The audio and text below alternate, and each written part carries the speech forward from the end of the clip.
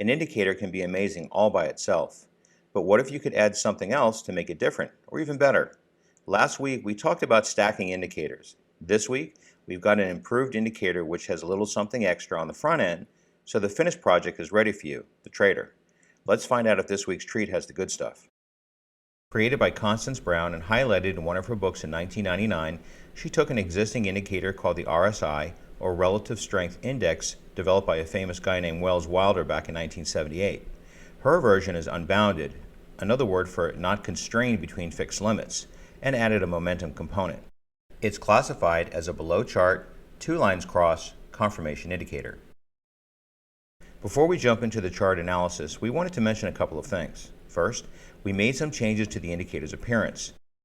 Those details are in the blog, and you may want to see how we got from default to what we're going to be looking at.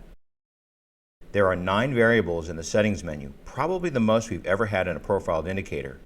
To see what they are and what they do, it would be very helpful to go to that thing I already mentioned, the blog. This week we're going to look at the Great British Pound, Japanese Yen. A little something new. Okay, here we go. Ready? Steady? Let's go look at a chart. Okay, we'll jump right in here with this short signal as the red crosses over the green and see what we can see. Right out of the gate, we've got a loser. It happens and it's fine. You've got a risk plan in place, so mark it up and let's move along to this long signal.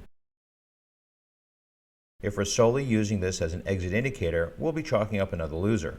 Let's mark it down and move on. Okay, we had a nice little move up after the dip and probably would have closed out part of the trade in profit. Short and sweet. What do we have next? That worked out really well. Pocket full of pips on that trade. Well, that was really strange. Price wandered up, yet the signal lines were indicating a short. Well, math is math, so write up the loss in your journal and let's keep going. And we're back in the money. Price has flattened out, so I'm curious to see what's up next for us.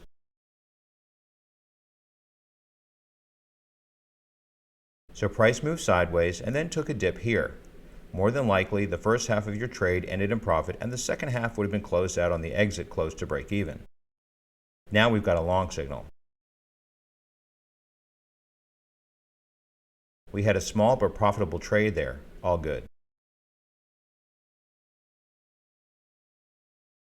And we've got another profitable trade gift wrap for us.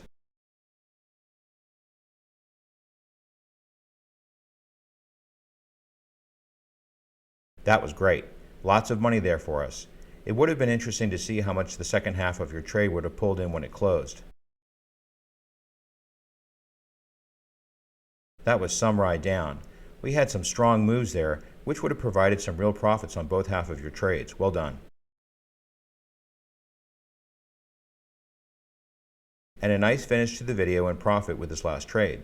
The exit signal hadn't quite made its appearance, so technically you'd still be in the trade on your second half, depending on where your trailing stop was. How about that little dash of goodness? There's a whole lot of sprinkles when you check out the settings menu. We love when old becomes new, and we're happy to have a crack at it. Give it a shot and see how it does for you. Get it from the Stonehill Forex Indicator Library at no cost. The link is in the video's description. Don't forget that the monthly digest is now on the website. Click the calendar thumbnail located on the home page. If you'd still like to be on our broadcast list for future announcements, please email your contact info to dan@stonehillforex.com. And following the advice of Lord Humongous, just walk away. There won't be any financial advice given here. Besides, you can actually do this for yourself. We can help. Our only goal is to make you a better trader.